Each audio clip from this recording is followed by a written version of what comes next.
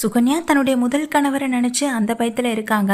ஆனால் அவங்களுடைய முதல் கணவர் இங்கே பெரிய பிரச்சனை ஏற்படுத்துகிறாங்க. அதாவது என்னென்னா, வீட்டில் மீனாவுக்கு சுகன்யாவுக்கு பிரச்சனைக்கு மேலே பிரச்சனை வந்துகிட்டே இருக்குது. பழனிவேல் கூட இங்கே சுகன்யாவை தான் திட்டுறாங்க.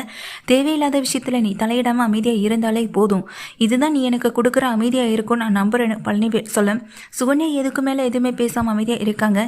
வீட்டில் இருக்க மற்றவங்க கூட இங்கே சுகன்யாவை திட்ட தான் செய்கிறாங்க. எதுக்காக அக்கா விஷயத்தை தேவையில்லாமல் நீங்கள் முக்க நுழைக்கிறீங்க, உங்கள் வேலையை மட்டும் நீங்கள் பார்க்க மாட்டீங்களான்னு சொல்லி ராஜி கூட திட்டுறாங்க. என்ன ராஜி, நான் ஏதோ பெரிய தப்பு பண்ணிட்ட மாதிரி வீட்டில் இருக்க எல்லாருமே என்ன கேள்வி கேட்குறீங்களேன்னு சொல்லி திட்டவும் செய்கிறாங்க. ஆனால் இங்கே ராஜி திட்டிட்டு போக சுகன்யாவுக்கு ரொம்ப கோவம் வரத்தான் செய்யுது. இந்த வீட்டில் யாரும் நம்மளை மதிக்கிறதில்ல, மரியாதையாக நடத்துறதில்லன்ற ஒரு கோவம் இங்கே சுகன்யாவுக்கு இருக்க தான் செய்யுது. அதே நேரத்தில் இங்கே வீட்டில் இருக்க சக்திவேலும் அந்த குடும்பத்தை பழி வாங்கணும்னு ஒரு பக்கம் முயற்சி ஏதாவது எடுத்துக்கிட்டு இருக்க தான் செய்கிறாரு. அவர் எப்போதும் போல் மில்லுக்கு போயிட்டு திரும்பி வர வழியில் இங்கே ஆப்போசிட்டில் நின்றுக்கிட்டு இருக்க அங்கே சுகன்யாவுடைய கனவு வந்துட்டு நின்றுக்கிட்டு இருக்காரு. அப்போ தான் இங்கே வந்துக்கிட்டு இருக்க அந்த சக்தி வேலையும் பார்த்துறாரு. இந்த ஆளை நான் சும்மா விட மாட்டேன்னு ரொம்ப கோபத்தோட பக்கத்தில் வரேன். டேய் என்னடா போகிற வழியில் வழியை மறைச்சி நிற்கிற, வழியை விடு, யார் முதல்ல அப்படின்னு கேட்க, நீ தானே சக்தி வேலு அப்படின்னு சொல்ல, என்ன மரியாதை குறைவாக பேசிகிட்டு இருக்கேன்னு வண்டியை விட்டு கீழே இறங்குறாங்க சக்திவேலும். வண்டியிலேருந்து கீழே இறங்குற சக்திவேலை பார்த்துட்டு, உன்னை சும்மா விட மாட்டேன், உன்னை தான் நான் இத்தனை வருஷமாக தேடிக்கிட்டு இருந்தேன்னு சொல்ல, என்ன எதுக்கு நீ தேடணும், என்ன விஷயம்னு சொல்லி கேட்குறாரு. அதுக்கு சக்திவேல் கேட்ட கேள்விக்கு பதில் உடனே அங்கே சோனியாவுடைய முதல் கணவர் கொடுக்கவும் செய்கிறாரு. நான் யாருன்னு உனக்கு தெரியலைல்ல அப்படின்னு கேட்க, நீ முதல்ல யாரு என்னன்னு எனக்கு தெரியாது, முதல்ல நீ யாருன்னு சொல்லு அப்படின்னு கேட்க, எல்லாத்தையும் மறந்துட்டு இப்போ நீ யாருன்னு என்னைய கேள்வி கேட்குறல்ல, என்னைய என் மனைவி கிட்டேருந்து பிரித்தது மட்டும் இல்லாமல் என்னுடைய குழந்தையையும் என்கிட்டேருந்து பிரித்தோன்னு நான் சும்மா விட மாட்டேன்னு சொல்ல, இங்கே எதுவுமே புரியாமல் சக்திவேல் நிற்க, நான் தான் சுகன்யாவுடைய முதல் கணவர் அப்படின்னு சொல்கிறாங்க.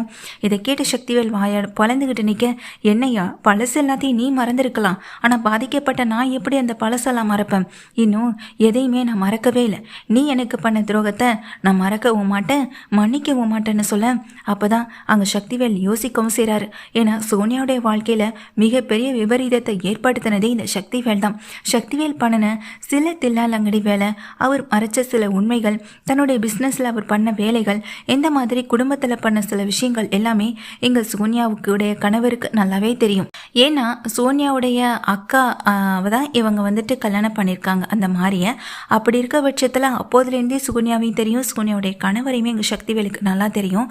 இந்த விஷயங்கள் எல்லாமே சுகன்யா கணவருக்கு தெரிஞ்சதுனால தான் சுகன்யா கணவர் மேலே தவறான பழியை போட்டிருக்காரு.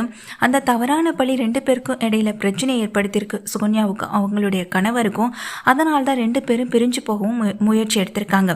ஆனால் கடைசியில் கணவரையும் பிரிஞ்ச இங்கே சுகன்யா குழந்தையை ஏற்றுக்க முடியாமல் தவிச்சதுனால அந்த குழந்தை அப்பக்கிட்ட கூட இருக்கக்கூடாதுன்னு அந்த குழந்தைய அப்பக்கிட்டேருந்து பிரித்து இங்கே தனியாக ஒரு இடத்துல ஆசிரமத்தில் இல்லை ஹாஸ்டலில் கொண்டு வளர்க்குற அளவுக்கு கொண்டு வந்தது இந்த சக்திவேல் தான் அப்படின்றது சக்திவேல் யோசனை பண்ணிகிட்டே இருக்கு. என்னையா பழசெல்லாம் இப்போ தான் உன் நினைவுக்கு வருது போல், என்னுடைய மனைவியை என்கிட்டேருந்து பிரித்தேன், இப்போ அவள் எங்கே இருக்கான்னு கூட எனக்கு தெரியலை, ஆனால் இதே சமயம் என் குழந்தையாவது என் கூட இருக்கணும்னு விட்டு வச்சியா, ஆனால் உன்னுடைய இந்த கோல்மால் நீ பண்ணுற இந்த வேலைகள் எல்லாத்தையும் நான் வெளியில் கொண்டு வருவேன். இத்தனை வருஷமாக உன்னை தான் தேடிக்கிட்டு இருந்தேன், இப்போது என் கண்ணில் நீ சிக்கிட்டேன். நான் இத்தனை வருஷமாக குடிப்பழக்கத்துக்கு அடிமையாகி அதுலேருந்து வெளியே வர முடியாமல் தவிச்சிட்டு இருந்தேன். இப்போ தான் அந்த விஷயத்துலேருந்து வெளியே வரவும் ஆரம்பிச்சிருக்கேன். உன்னை சும்மா விட மாட்டேன், நீ நிச்சயமாக சந்தோஷமாக இருக்க மாட்டேன், உன் சாவு ஏன் கையால் தான். ஆனால் அதுக்கு முன்னாடி நீ பண்ணுற பல பித்தலாட்டங்களை வெளியே கொண்டு வந்த பிறகு தான் நானும் அதுக்கப்புறமா உன்னை கொலை பண்ணுவேன் அப்படின்னு சொல்ல. ஆனால் அதே நேரம் இன்னொரு விஷயத்தையும் யோசிக்கணும், நான் என் கையால் கொலை பண்ண மாட்டேன், உன் அண்ணன் முத்துவேலே உன்னை கொலை பண்ணுற அளவுக்கு வருவான். ஏன்னா நீ பண்ண துரோகங்கள் அப்படி மன்னிக்க முடியாத சில விஷயங்களை தான் உன் அண்ணனுக்கும் உன் குடும்பத்துக்கும் நீ பண்ணிக்கிட்டு இருக்க. இது எல்லாம் எனக்கு தெரிஞ்சதுனால தானே என்னைய எப்படியாவது இந்த மாதிரியான ஒரு நிலைமைக்குள்ளே தள்ளணும்னு என் பொண்டாட்டியே குழந்தைன்னு எல்லாரும் என்கிட்ட இந்த பிரச்சனை. உன்னை சும்மா விட மாட்டேயா, சும்மாவே விட மாட்டேன். நான் இன்னைக்கு எப்படி நிற்கிறேனோ நீயும் ஒரு நாள் நிற்பா அப்படின்னு சொல்லி தான் பின்னாடி மறைச்சி வச்சிருந்த அந்த கட்டையாலே மண்டையில் ஒரே போட அதே இடத்துல சக்திவேல் சரிஞ்சு ரத்தத்தோட விழுக, இது ஆரம்பம் தான், இன்னும் இதுக்கு அப்புறம் முடிவு நீ பார்க்க வேண்டியது நிறையவே இருக்கு. முதல்ல சுகன்யாவை தேடி கண்டுபிடிக்கிறேன், அவகிட்ட எல்லா உண்மையும் சொல்லி அவளை நான் என் கூட சேர்ந்து வாழ வைக்க ஏற்பாடு பண்ணுவேன்.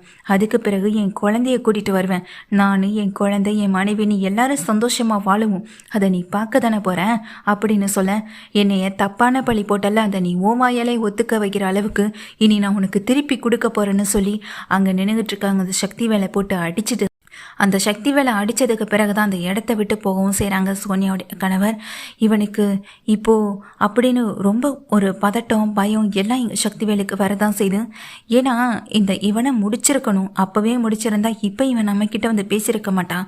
இப்போ இவன் பேசிட்டு போகிறத பார்த்தா நம்மளை பற்றின உண்மையை இங்கே அண்ணன்கிட்ட சொல்லிடுவானோ, அண்ணனுக்கு விஷயம் தெரிஞ்சால் அப்புறம் அந்த வீட்டில் நமக்கு இடம் இருக்காதே அப்படின்னு பயந்து போயிருக்காங்க.